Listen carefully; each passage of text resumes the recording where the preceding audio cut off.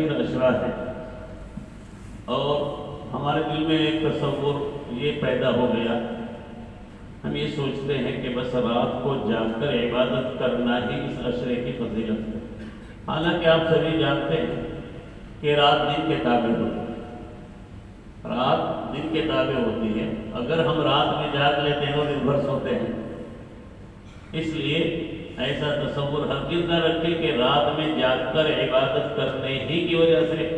اخیر عشرے کا حق ادا ہوگا، بلکہ دن اصل ہے، رات اس کے تابع ہے۔ اس لیے ہمیں دن میں بھی چلتے پھرتے اٹھتے بیٹھتے اللہ کا ذکر کرتے رہنا چاہیے، توبہ استغفار کرنا چاہیے، کلمہ طیبہ لا الہ الا اللہ محمد رسول اللہ کی کثرت کرتے رہنا چاہیے،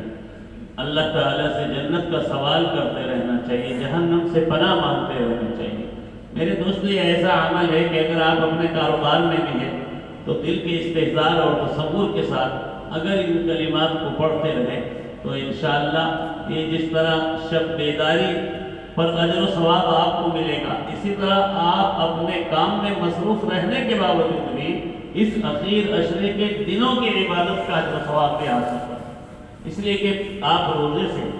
روزے کی حالت میں بندہ اگر ایک مرتبہ بھی سچے دل کے ساتھ لا الہ الا اللہ محمد رسول اللہ پڑھ لیں، اس یقین کے ساتھ کہ میرے رب کے سوا کوئی معبود برحق نہیں ہے اور میں اسی کا بندہ ہوں اور اسی کی رضا کے لیے میں روزہ رکھ رہا ہوں اور اسی کے لیے میں کلمہ طیبہ کا ورد کر رہا ہوں، اپنی توحید کا اقرار اور اظہار کر رہا ہوں، تو بس یہ ایک مختصر سا عمل ہماری نجات کے لیے کافی ہو سکتا ہے۔ اللہ کے نبی علیہ السلام نے ایک حدیث میں فرمایا، ما من مسلم یقول سبحان اللہ الا یغرس له غرسا فی الجنہ، کوئی بندہ مسلم اگر سچے دل کے ساتھ ایک مرتبہ بھی سبحان اللہ کہتا ہے، سبحان اللہ کہنے میں ایک دو سیکنڈ لگتے ہیں، لیکن اس کا صلہ اور بدلہ کیا اللہ کے نبی نے بیان فرمایا کہ اللہ تعالیٰ اس ایک مرتبہ سبحان اللہ کہنے کے بدلے جنت میں اس کے لیے ایک شاندار درخت اگا دے۔ حضرت ابراہیم علیہ السلام سے ملاقات ہوئی اللہ کے نبی علیہ السلام کی 7ویں آسمان پر، آپ بیت المعمور پر ٹیک لگائے بیٹھے ہیں اس طرح، تو حضرت ابراہیم علیہ السلام نے کہا مرحبا بابن صالح،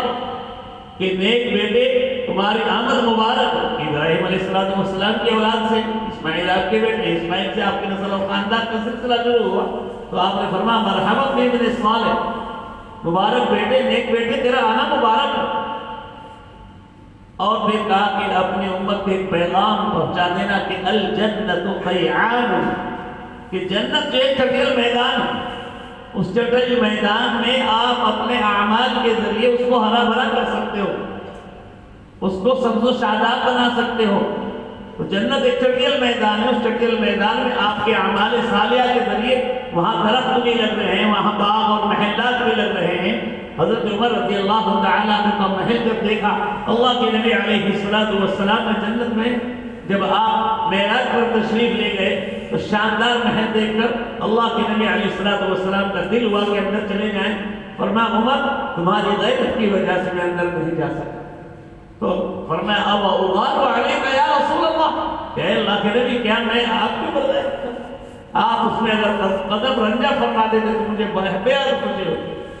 تو بہرحال یہ ہے کہ عمر رضی اللہ تعالیٰ عنہ کے اعمال وہ تھے کہ ان کی برکت کی وجہ سے اللہ تعالیٰ نے ان کے لیے جنت میں ایک شاندار محل بنا دیا۔ تو یہ محل ایسی تعمیر نہیں ہوتے میرے دوستوں، اپنے اعمال صالحہ کے ذریعے چلتے پھرتے اٹھتے بیٹھتے